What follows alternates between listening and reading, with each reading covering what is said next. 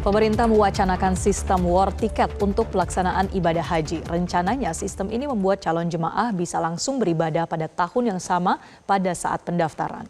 Informasi selengkapnya kita simak wawancara bersama Kepala Biro Humas Kementerian Haji dan Umroh Hasan Afandi berikut ini. Gimana sih Pak wacananya Pak? Karena banyak sekali yang khawatir, termasuk orang tua saya nih. 2028 harusnya mereka akan berangkat. Tapi kalau dengan adanya isu seperti ini jadi khawatir loh Pak. Itu gimana jawaban dari Biro Humas Kementerian Haji dan Umroh? Ya, makasih Mas Febrian. Jadi pemikiran war ticket itu berangkat dari pemikiran tentang dukungan keuangan haji. Kita tahu bahwa setiap tahun itu sekitar 221.000 kuota haji untuk di Indonesia, dan kalau dilihat totalnya, total jemaah haji dunia itu sekitar 1,7 sampai 1,8 juta per tahun.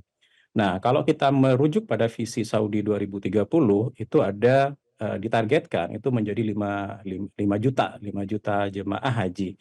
Kalau hitungan seperti itu berarti kuota haji Indonesia diperkirakan 500.000, 460.000 lah untuk haji regulernya.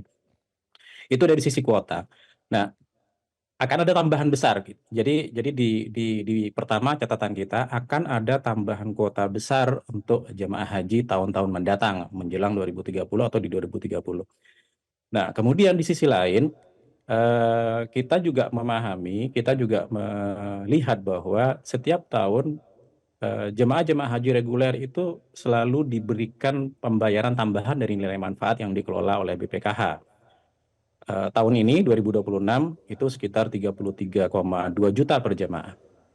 Totalnya 6,7 triliun untuk nilai manfaat. Orang kadang-kadang menjelaskannya menjadi ya disubsidi lah dari nilai manfaat itu, dapat tambahan pembayaran dari nilai manfaat. 6,7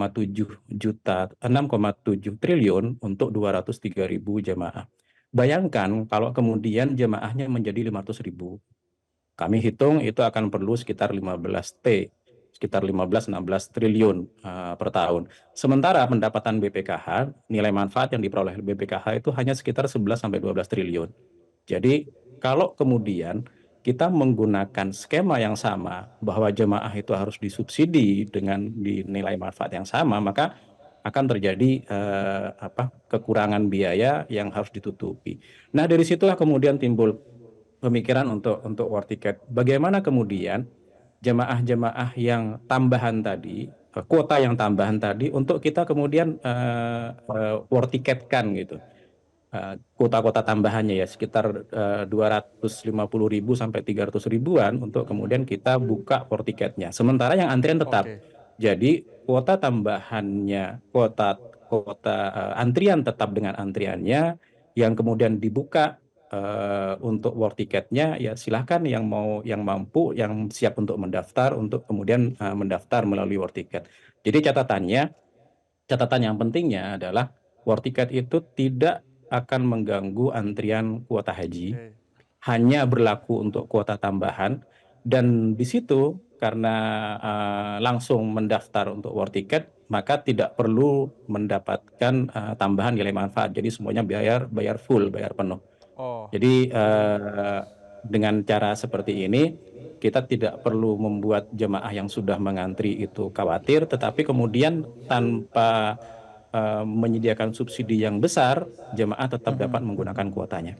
Ya, Pak Hasan, mohon maaf saya harus membandingkan dengan fenomena yang terjadi di Indonesia terkait dengan war ticket. Contohnya konser yang segmenten saja Pak, itu bisa menghasilkan kecurangan, ada calonnya. Nah, ini haji yang menginginkan ada banyak, seluruh umat Islam di Indonesia. Bagaimana pemerintah menjamin war ticket ini tetap berkeadilan, tidak ada calo, dan juga jelas nanti transparansinya? Ya, sebelum 2008 sebenarnya kita sistem haji itu memiliki skema yang sama, hampir mirip dengan war ticket. Jadi sebelum 2008 itu pemerintah mengumumkan kuota haji, pemerintah mengumumkan biaya haji, terus kemudian yang berminat dan mampu untuk membayar kemudian melakukan pendaftaran dan langsung bayar lunas dan berangkat di tahun yang sama. Nah, sistemnya tidak dilakukan kemudian seperti sekarang kita melakukan war ticket seperti konser dan sejenisnya, tetapi sistemnya adalah melakukan pembayaran dan antriannya terjadi di bank gitu. Jadi dengan menggunakan sistemnya bank, sehingga bagi jemaah yang berada di daerah 3T, terus kemudian yang tidak terlalu paham tentang literasi digital, seharusnya tidak jadi masalah. Itu yang pernah dilakukan ya. Kalau kemudian kita menggunakan skema itu, maka antrian-antrian itu akan terjadinya adanya di sisi bank. Jadi siapa yang cepat bayar di bank itu yang kemudian mendapatkan kepastian untuk keberangkatan sampai dengan kuotanya habis. Baik, berarti kalau misalnya itu nanti sudah diterapkan, apakah artinya pendaftarannya dilakukan mandiri atau melalui biro-biro haji umroh terdekat? Sesuai dengan aturan yang ada, itu tetap ada 2 skema. Pertama yang skema haji reguler dan satu lagi skema haji khusus. Tetap ada 2 skema itu. Dulu pun seperti itu. Yang haji reguler ya langsung mendaftar sendiri di bank, jemaahnya langsung datang ke bank untuk melakukan pembayaran, mendaftar, membayar, dan kemudian langsung melunasi di hari yang sama gitu. Nah, kalau yang kemudian menggunakan travel, ya tetap dengan travelnya. Jadi tetap diberikan kesempatan untuk dengan skema reguler maupun skema haji khusus. Jelajahi cara baru mendapatkan informasi. Download Metro TV Extend sekarang.